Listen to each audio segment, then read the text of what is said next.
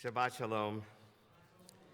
This past Thursday evening, I participated in the third evening of a three-part program that I helped to organize among Jews, Christians, and Muslims. The overall theme of the series was creation in the Abrahamic traditions. Each evening focused on a different aspect of creation as understood by each of our three faiths.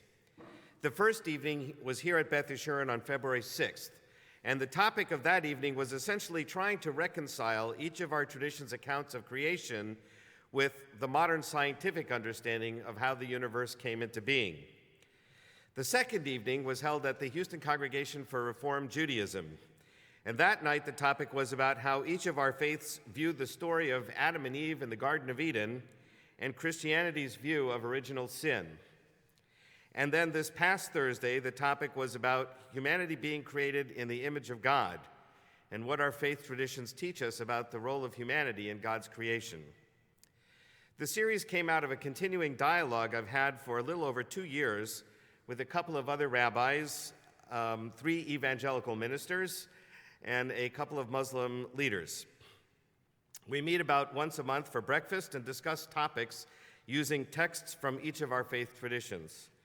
The ground rules for our discussion have always been to be honest and true to each of our faiths, while at the same time being respectful of each other's opinions and beliefs. We wanted to create an opportunity for each of our faith communities to experience the same kind of open and honest yet respectful dialogue. And at each event, we had about 100 people attending from each of our communities, and I think that everyone left pretty excited about having had the opportunity to hear and learn from each other. I wanted to focus in particular on the last session this morning because it sets the table, the foundation, for what we celebrated here last night. Last night we celebrated our annual Inclusion Shabbat. Here at Beth Yeshurun, for the past 10 years or more, we have been making small but important changes to our building and our services that allow more people to feel comfortable and welcome here. Things like putting mezuzahs lower on the doorposts so that people in wheelchairs can reach and kiss them, automatic doors and wheelchair-accessible restrooms, a new ramp in the Barg Sanctuary, hearing devices to help those who need them to hear our services, magnifying glasses to help others be able to read the prayer books, noise-suppressing headphones, comfort pads, and tactile stimulation devices and other equipment to aid those in need of these devices to stay calm and focused. We have transliterated booklets for our Friday night services. We announce page numbers more frequently so people can more easily follow the service. There's, of course, always more we can do, and if you have suggestions, please let us know. Once a year, we dedicate a Friday night service to the idea of being an inclusive worship community. And last night at our service, we heard from Marissa Nowitz, who talked about being inclusive for those who have suffered trauma in their lives. Marissa also gave a lot of her own history, her own story, and told how she came into the business of becoming a social worker dealing with people who have trauma. She mentioned that her mother had MS and died when she was still young, and then her father died while she was in her early 20s. So she was an orphan at a young age, and this had a tremendous impact on her life. She mentioned particularly that when she would go shopping in the grocery stores, she might do something that would seem strange to somebody who approached her because of the trauma that she was going through in her life. And she kind of indicated that all of us need to be aware and sensitive to the idea that people who do some unusual things may be just dealing with internal problems that we have no way of knowing about, and that we should be more sensitive and aware of the possible problems people might be dealing with. So why are we trying to be more inclusive here at Beth Yeshurun?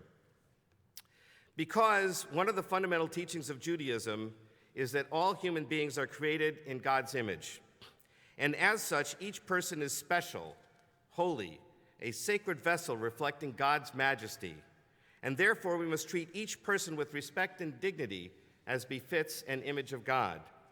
The famous Rabbi Akiva said that the most important commandment in the Torah is love your neighbor as yourself. He didn't qualify that by saying, love your neighbor if you find him or her attractive or beautiful. He didn't say, love your neighbor if she is intellectually brilliant, or love your neighbor if you think he's normal, whatever that might mean. Your neighbor is a human being, and that's all you need to know. You don't know what life experience she has had to deal with. You don't know what obstacles he has had to overcome. It doesn't matter. Everyone has baggage. Everyone has challenges of some kind. Some have more difficulties to overcome than others, but it doesn't matter. We should love our neighbor for exactly who they are, because we want to be loved for exactly who we are. Rabbi Akiva, as you may know, had a colleague named Ben Azai, and Ben Azai disagreed with Rabbi Akiva. Ben Azai thought the most important statement of the Torah is found in the opening chapters of Genesis, where it says that God created humanity in God's image, because that teaches us the most important thing to know about how to treat another human being. In fact, maybe it's not possible to love everybody. Maybe that's too idealistic. But we can recognize that each person is a human being created with a spark of holiness from God, and that should be enough to cause us to treat them with dignity and respect. Christians read the same Bible that we do. In fact, the New Testament is about 1/3 as long as what they call the Old Testament, what we call just the Bible or the Tanakh. So 3/4 of the Christian sacred scripture is virtually the same as our Bible. So they read the same passage about humanity being created in God's image. I found out that fundamentalist Christians, at least, believe that humans lost some of that divine character after Adam and Eve ate from the fruit of the tree of knowledge of good and evil, and after they were expelled from the Garden of Eden. But they still agree with us and with Ben Azai that humans continue to have aspects of godliness and must therefore be treated accordingly. Until recently, I wasn't sure what the Muslim position was on this subject. After all, the Bible is not part of their sacred scripture directly, but their tradition does recognize the Bible as a source of God's revelation, even though they believe it sometimes made mistakes. So Islam is fiercely monotheistic, like Judaism is, and Islam is also fiercely opposed to idolatry, or any belief that God might have any shape or form, as does Judaism.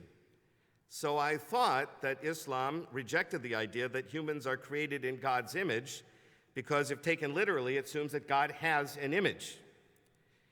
Judaism, of course, does not understand the concept literally. God has no body, and therefore cannot look like a human being. We're not created in God's image in that literalistic way. Rather, something is special about human beings, our ability to think creatively, to make moral decisions, to express our ideas in sophisticated language. These are what we consider knockoff imitations or images of God's divine characteristics. We are, after all, only images of God. It turns out that Islam does have the idea of human beings being created in God's image.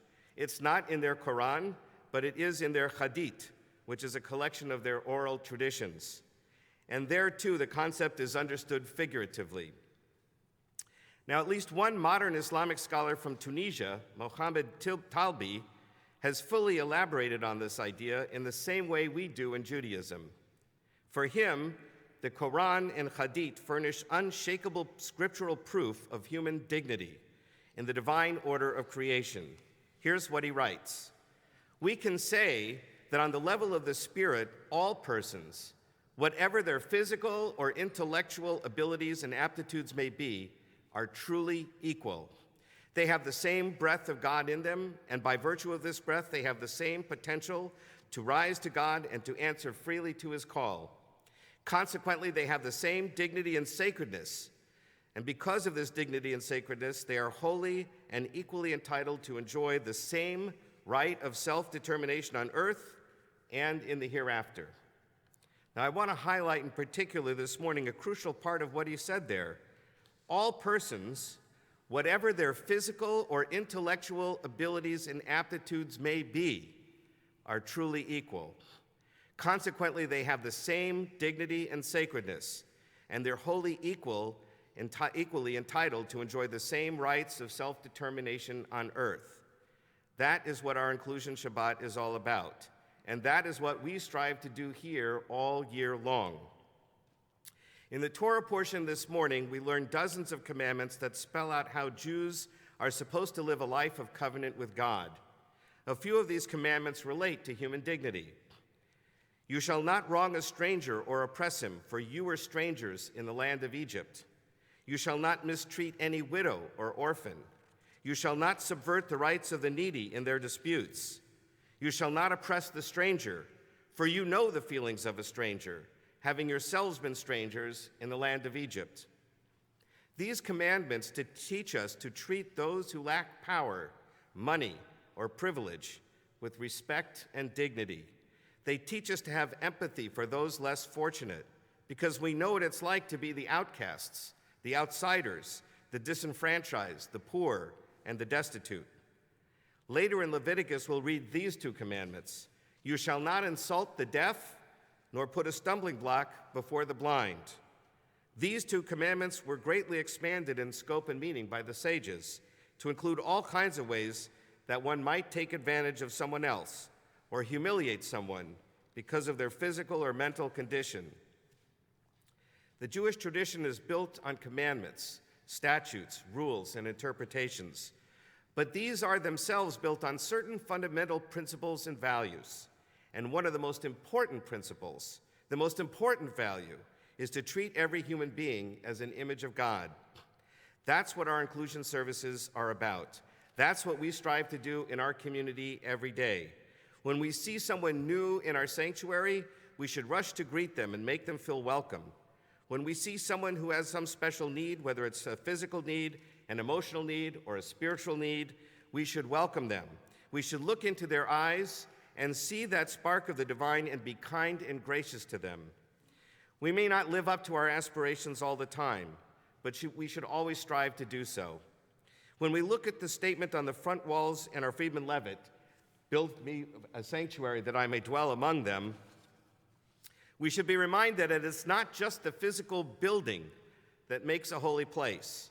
It is how we treat each other inside that building that makes it a real sanctuary, a real place of refuge for those in need, a place of holiness for those who are searching, a place of love for those in pain. I would like to conclude with a prayer that I have adapted from one written by Rabbi Sidney Greenberg. May the doors of Beth Yeshurun always be wide enough to receive all who hunger for love, all who are lonely for fellowship. May Beth Yeshurun always welcome all who have cares to unburden, thanks to express, hopes to nurture. May the doors of Beth Yeshurun remain narrow enough to shut out pettiness and pride, envy and enmity. May its threshold be no stumbling block to young or straying feet. May it be too high to admit complacency, selfishness, and harshness. May Beth Yeshurun be, for all who enter, the doorway to a richer and more meaningful life. Shabbat Shalom.